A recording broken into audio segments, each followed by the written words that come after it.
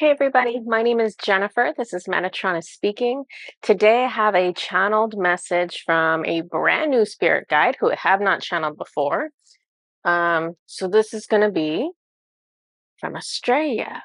So this channeled message that I have from her, this is part of a series that I'm doing in this month of August. So I'm getting 8 channeled messages from 8 different spirit guides, and it's going to be put out over the course of 8 different days. Not 8 days in a row, but 8 days during the month of August. So Astrea, I tried to Google about her. There's really not, with so many of these guides, even with archangels, like any guides, there's really not that much information out there that's really concrete and valid. So I channeled her. So I want to tell you what my experience was with her. So she is an ascended master who is now a cosmic energy. So the only other experience I have with this is Horus, who is actually an Egyptian god. So Horus, the Egyptian god, prefers a cosmic form. So he likes to stay in an energy form. He doesn't like being in a physical body, or an energetic body. It's hard to explain because when these guides approach me, most of the time when they approach me, they look like a human being, right? When Horus approaches me, he looks like a vortex. He looks like first time he approached me, he was like this powerful uh spiral or vortex of energy. Astrea's kind of the same way. She didn't approach me like that, but she validated that she prefers a cosmic form, which is more expansive and more powerful than any one of our incarnated forms, right? You could be like, oh, I was a priestess on Atlantis once, or I was the president of the United States once, or whatever. And all of those forms, sorry, Oliver's coming here. All of those forms, while interesting, are not our most powerful form.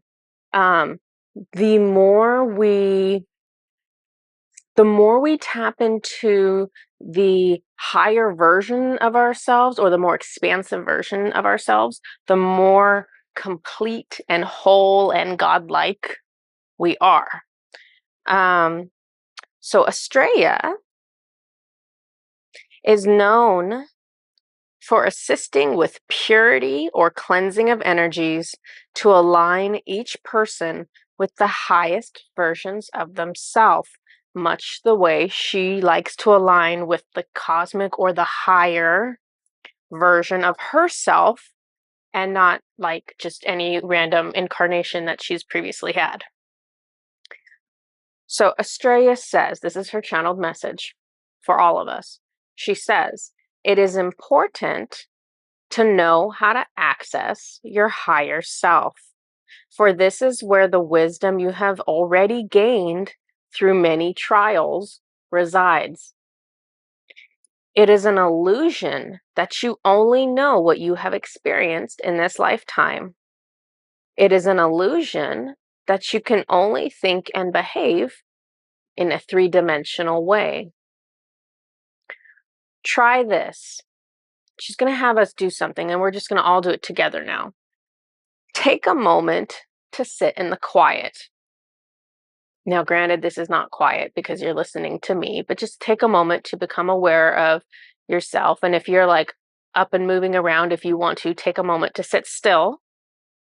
And we're going to deeply inhale and exhale 3 times. So let's do that together. Let's do inhale and exhale. Try to completely empty out your lungs, and then inhale again deeply. And when you can't inhale anymore, exhale. I forgot what number we're on. Let's do that one more time.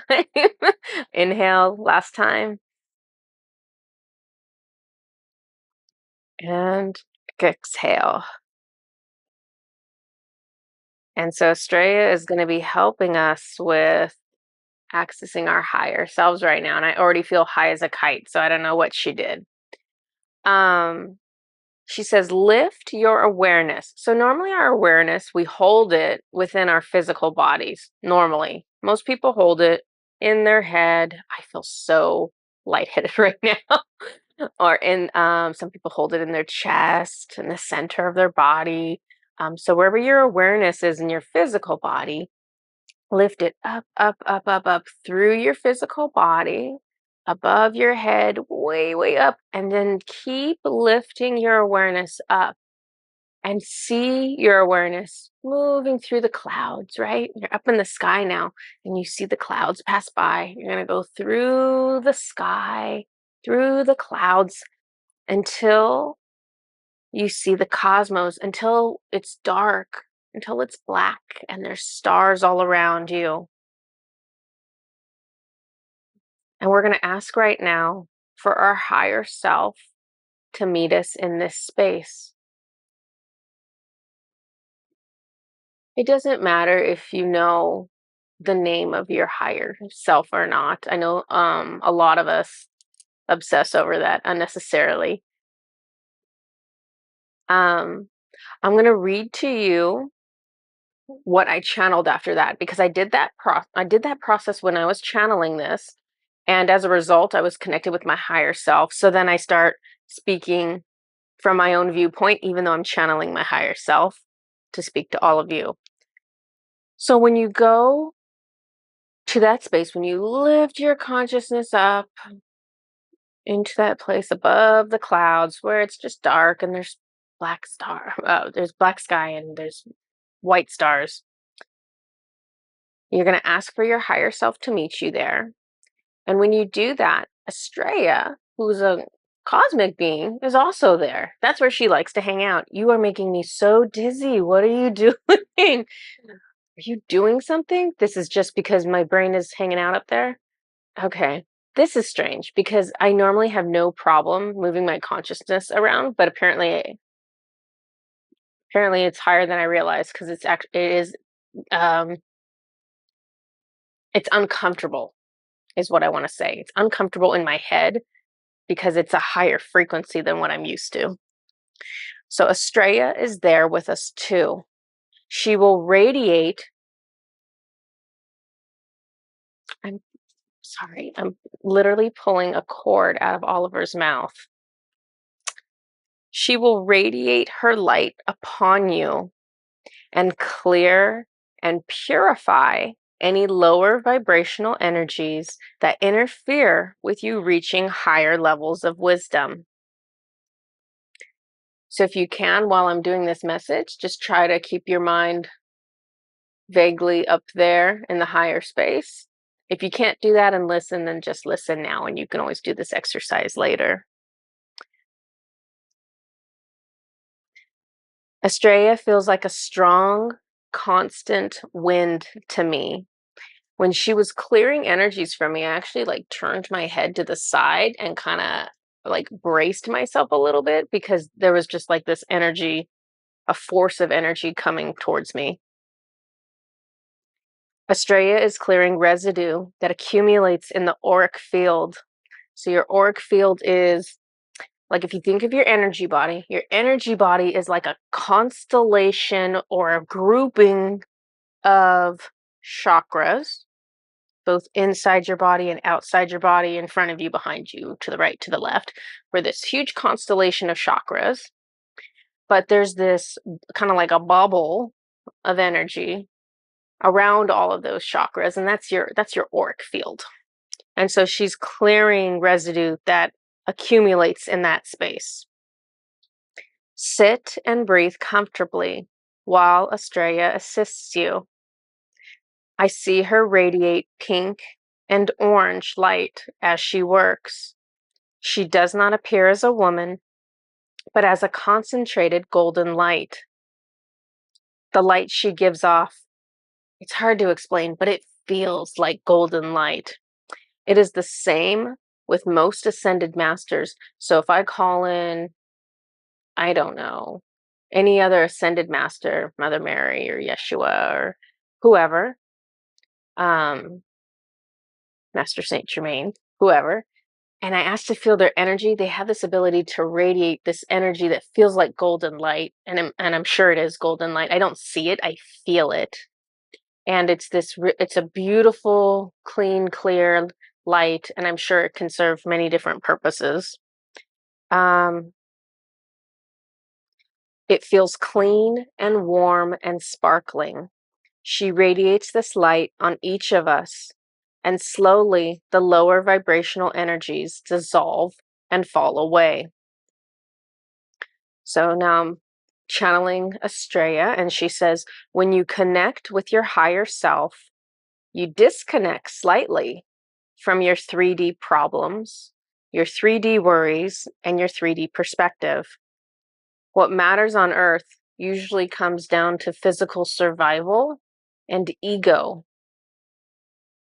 These are not the same concerns your higher self has. Your higher self only looks at the quality of your soul, and that is made up by what you learn and how much you love and how much you play. It is difficult to be in touch with both your worldly concerns and a higher viewpoint at the same time. So stepping away from the typical 3D thoughts are needed in order to access something higher. It is hard to imagine, but the things that weigh so heavily on your heart and mind now are not likely to matter to you once you are outside this body. Many people spend their entire lives worried about survival and or their ego, and find themselves feeling unfulfilled no matter their efforts to support those two endeavors. Survival and ego are the two major pitfalls of humanity. You likely battle both in this lifetime, but usually one more than the other. The ego wants validation, that they are special, that they are better than other people. The ego wants possessions and titles to affirm their social standing. The ego will waste your time chasing empty pursuits. Survival concerns often yield. I have a typo here. Survival concerns often lead, is what that should be. Survival concerns often lead back to financial concerns. Do you have enough money to pay your bills? Do you have enough money to stay out of debt? Do you have enough money to save? For many, the answer is no to some of these or all of these. The purpose of these challenges is not to get you distracted with the pursuit of money. The purpose is to teach lessons that are enduring and important to your soul. So basically, they're saying if you have struggles with your finances, she's saying if you have struggles with your finances, the purpose is not to get you hyper focused on making money. That's not the point of you having a financial struggle. This is what she says. The purpose is to teach lessons that are enduring and important to your soul. You may be being taught about gratitude. It is often the things that we have gone without at times that make us appreciate those things every time they are present in the future. Have you ever left your home to get inside your vehicle and the vehicle was missing because someone stole it or because it was repossessed? This experience can lead to greater gratitude for having personal transportation. Have you ever been hungry and you could not afford what you wanted to eat? Eating on a tight budget can bring greater gratitude for having food to eat at all. Do you wear clean clothes every day? How would it feel to have to re-wear those clothes if you didn't have a means to wash them? Would you value clean clothing more if you were forced into that situation once or several times?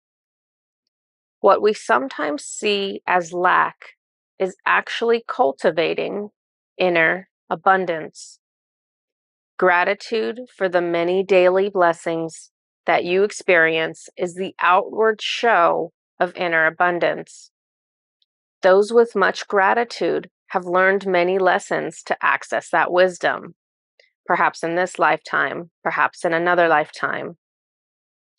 When the soul pursues building up the ego, it is from a perceived sense of lack within the soul. No soul lacks beauty. No soul lacks worthiness. The mind fools us to think that this is externally obtained, but these are internally always present. You need not do anything to be worthy and beautiful. It just is. The more wisdom you access, the more you will see this natural abundance within your soul. You have nothing to prove. You are worthy of love and joy right now. Take stock in the state of your beliefs right now. Are you aware that your body houses a magnificent, beautiful, divine soul? This is yours. This is you. You are magnificent and beautiful and divine. And your body and your possessions are temporary and they will not endure. Take stock of the many things going well in your life right now. Clean water, food in your fridge, a way to transport yourself around, a way to cool off or warm up, shoes for your feet, a toothbrush and floss for your teeth. You have access to things that millions on your world do not. And this is a side note. So, personal story from me. When my grandfather was alive, he showed me a picture when I was little. It was like this black and white photo, and it was a school picture. And so it was him as a little boy and all the little children in his class and his teacher. And in that photo, he was not wearing shoes. And neither were many of the kids in that class. And so he wasn't wearing shoes because his parents could not afford shoes. Oh, I'm sorry. Don't think I've ever sneezed on a video before. Excuse me. So his parents couldn't afford shoes. My grandfather's parents, they were, all of them were immigrants from Switzerland. So they lived in Switzerland. They came in a boat, crossed the ocean, immigrated to America, like so many people do. And you know what? They couldn't afford shoes. So my question for you is not, do you have shoes, but how many pairs of shoes do you have, right? How many pairs of shoes do we all have? We have the winter shoes, and we have the summer shoes, and we have the shoes for the rain, and we have the shoes for the snow, we have the shoes for going out, and we have the shoes for wearing in the house. And so you and I are blessed for that. Truly recognizing how much you have will allow you to access abundance that was already yours. It was just being denied. Do some of you compare yourself with others? Do you say, oh, but so and so, they have like 100 pairs of shoes and a big home and they take nice vacations? And that is what I want too. I want what someone else has, whatever it is. I'm saying it's a big house and a ton of shoes and nice vacations, but you might be envious of something else that somebody has. Why? Why is that what you want? Dig deeper into your motivation, because it likely has to do with you want this thing because it's going to make you feel good about yourself, right? You think this external item is going to help you feel better, but it doesn't. We help ourselves to heal and to feel better. Objects can't do that for us. We did not come here to learn the same lessons. So if you're looking at your neighbor and you're like, well, I have cancer. I went through divorce. I am going through this. I'm going through that. Why do I have to go through that? Why isn't my neighbor going through that? We came here to learn different lessons.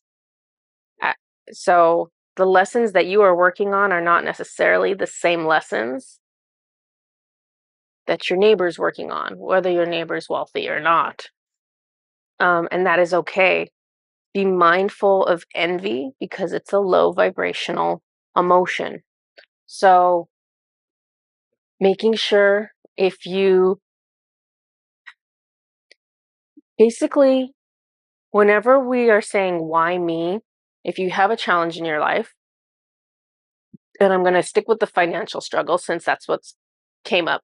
If you have a struggle in your life and it's, let's say it's financial, and you kind of feel that energy of, well, why me? No one else is struggling with this. Why do I have to struggle with this? Be mindful of it because that's you tapping into the lowest like version of yourself. So you want to recognize that no matter how annoying it is, there's a purpose for it and that it's serving to help you develop skill sets. And the one that they brought up was cultivating inner abundance, right?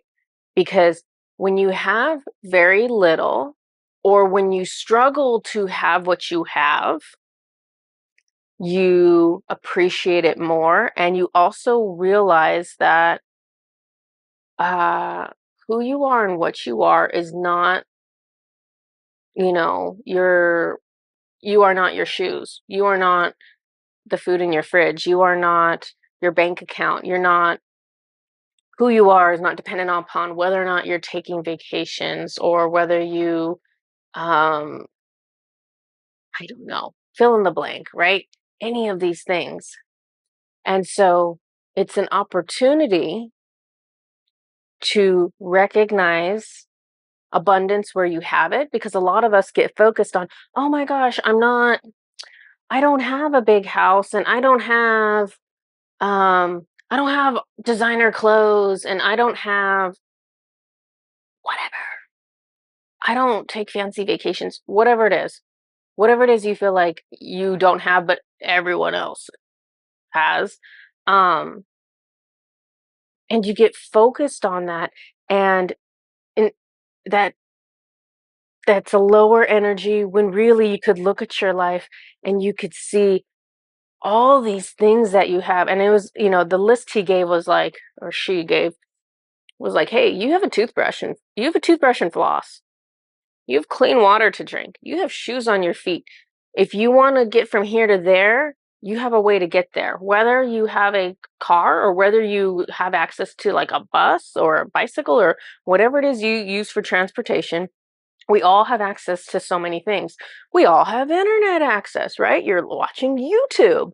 Um, so we have a lot of blessings that we gloss over and we ignore and we pretend, oh, no, no, no, that's not a big deal. There are millions and millions and millions of people in the world who do not have the things that I just listed to you.